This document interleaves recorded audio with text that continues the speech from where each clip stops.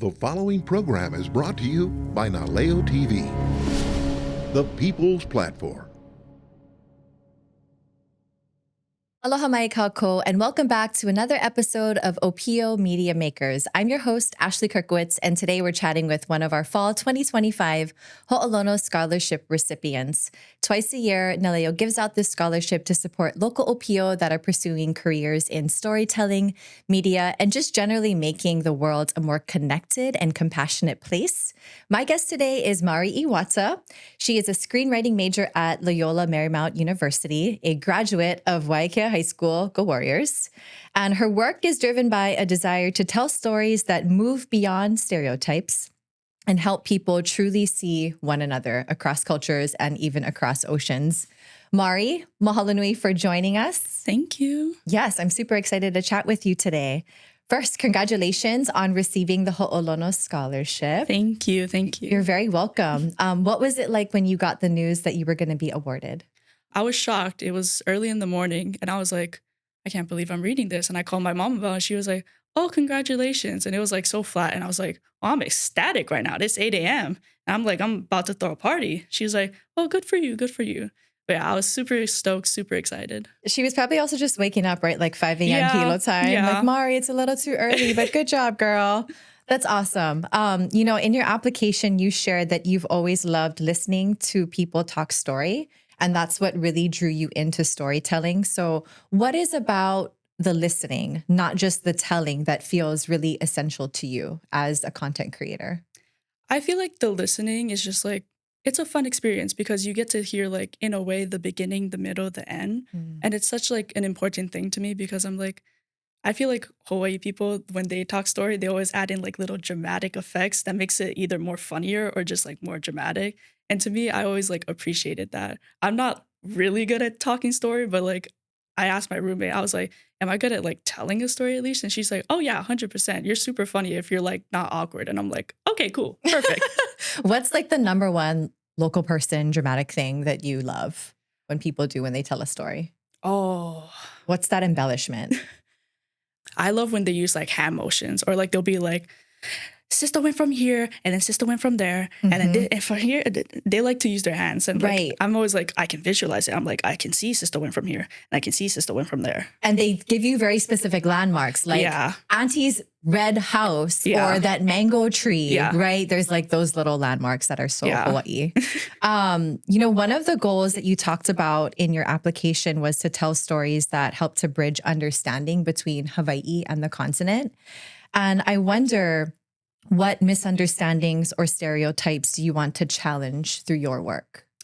Yeah, in a way, I wanted to make Hawaii seem less about like, oh, it's either really sacred and you can't go here, or it's just really touristy and you can't, or like it's, you just, you kind of just like do whatever you want to do, even though you're technically a guest.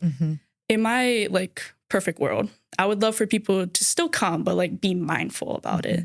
I remember when I first came to California for orientation, I was telling people like, oh yeah, I'm from Hawaii. And like, it almost felt like a touchy subject. They were like, oh yeah, like, I'm so sorry. Like all those tourists do things like, oh yeah, I understand. Like I would never go to Hawaii. And I'm like, I never said that. I said, please come, but just be mindful about it. Yeah, it's being very conscious about the fact that when folks that are not from here are visiting Hawaii, recognizing that it is our home. And not every place is one that they should be adventuring to. I think the fact that we have social media, right? And folks can now share about all of their adventures and experiences. And sometimes visitors may not be sharing the best way to go about, visiting this place. So I really appreciate you wanting to kind of build awareness around that. In your application, you talked about after spending time in LA, you noticed similarities between you and your friends. Can you share a little bit more about that? There was like one specific experience where you felt, oh my gosh, there's a lot of similarities between my culture and some of my friends with Latino culture. Yeah. So one of my coworkers, she's Latino. We were like chatting it up and I was like, oh yeah, I do this at home. And then she was like, oh, you know what? I do something similar. And I'm like, oh, so we're actually not that different at all. We just have like different labels. Got it. Why exactly did you want to pursue screenwriting? What was it about that particular thing in the media industry that you thought, you know what, this is what I want to spend my life doing? I feel like I've always wanted to do something creative. And when I was in my sophomore year of high school, I had started doing digital media. And throughout that whole process, I was like, there's like all these different roles I can do in media. So I was like, what do I want to do for like technically the rest of my life and still be happy with what I do? And I wasn't that great with the camera, in my opinion. And I was okay at editing, but I really found an interest in like creating the story. And I think I just like decided, I said, you know what, I'll try screenwriting.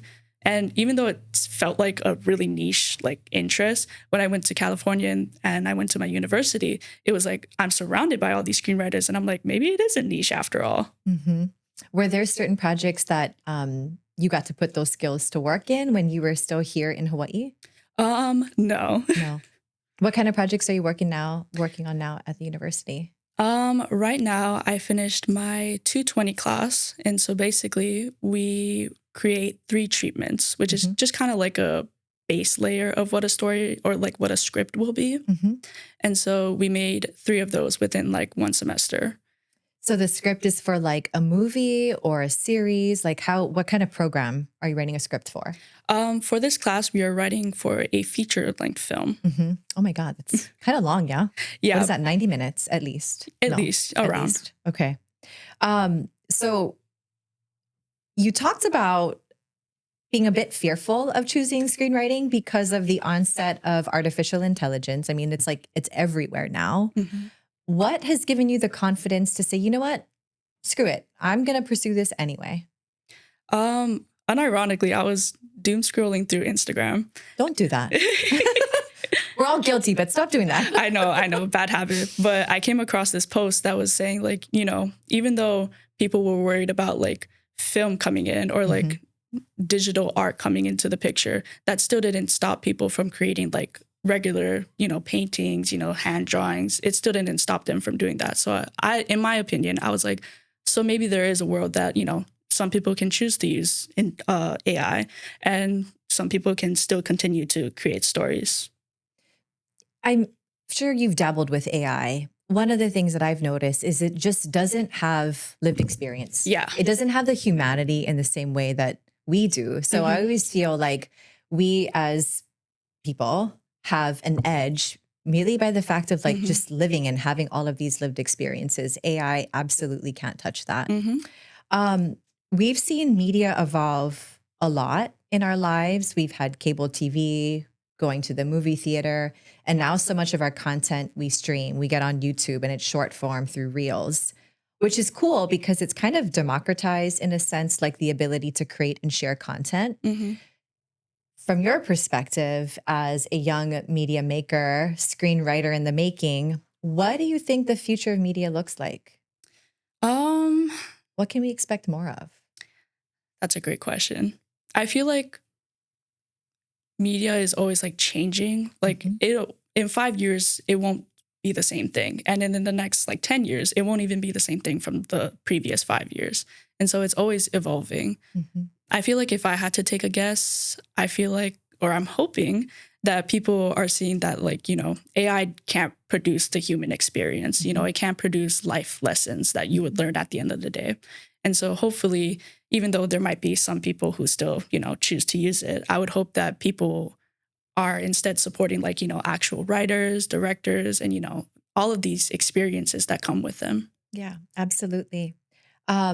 So I found a really fun video of you floating around in the interwebs. Right. You're with Don Yamamoto, your high school teacher, and it was this really cute taste test challenge.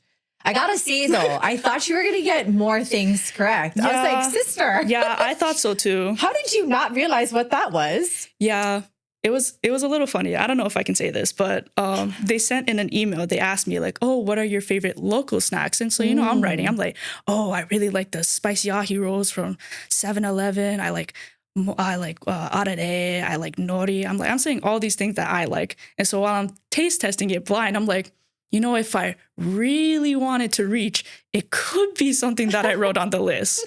And it turns out they used probably like 3. And I was like, right. So that's on me. It was so fun. Really proud of Don for how many he got right.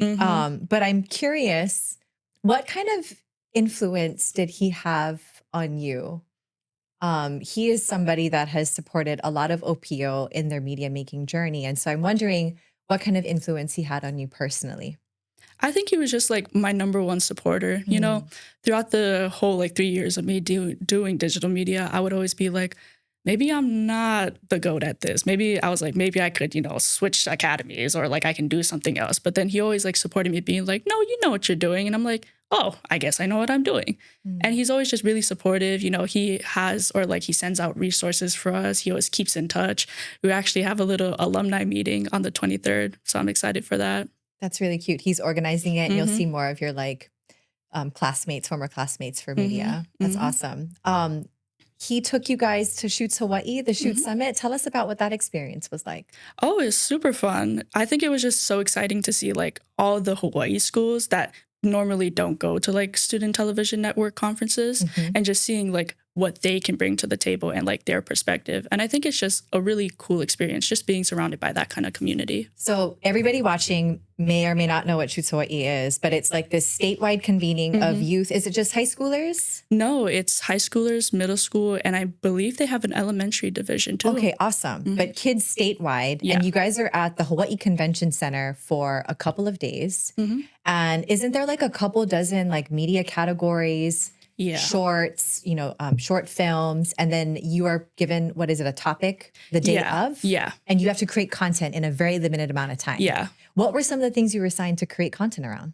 I believe my first year of doing shoots, I believe like the very first like shoot summit, I did the music video category. And what song did you choose? Oh, we didn't get to choose a song. They give you a song. Yeah. Did you know the song? No. What song was it? That's a great question. I believe it was just like a royalty-free song that they found on the internet. Yeah. So it was very like, I was like listening to it. I'm like, yeah, I like it, deluding myself like, yeah, I can make something out of this. So you guys had to write lyrics and do a performance, like create a whole music video on the fly. Yeah. So I think what we did was we went with the more storytelling music video because we didn't have any instruments. We were like, It was nice of them though. They provided the lyrics. So we were like, thank God. That's so fun. Really quickly, do you have a dream project in mind that you hope to one day write and produce? Yeah, I think my dream project would be to at least bring my experience from California and write something about Hawaii. I don't have a specific goal in mind. I'm sure when I reach that road, I'll pick a path. But I think it would just be a really fun project, hopefully bring awareness to Hawaii and just like, uplift the culture. Absolutely. If you could say anything to youth here at home who are not sure if they should be sharing their stories or if a career in media is right for them, what would you say? What kind of advice would you share with them? Getting advice from me. I think I would tell them, just go for it. I always like to tell myself, this is my first time living, I'm not going to get the most perfect experience. I'm going to have ups and I'm going to have downs with the career that I'm choosing. But it's best that I ride those ups so that even when I'm down, I can always look back and be like, I am making something meaningful. And I think everybody has a story to share. I will always 100% believe in that. Everybody has a story to share and everybody has something meaningful, something personal. And that comes with, the life experience that they live through. That is wonderful. Go for it and keep moving forward. Thank you so much, Mari, for joining us today, for sharing your story, your perspective. To our listeners, thank you for joining us. You can learn more about the Ho'olono Scholarship, make a donation, and catch all of the podcast episodes with every single one of our awardees at naleo.tv/scholarship. Until next time, I'm Ashley Kirkowitz. And I'm Mari Iwata. Ahui ho.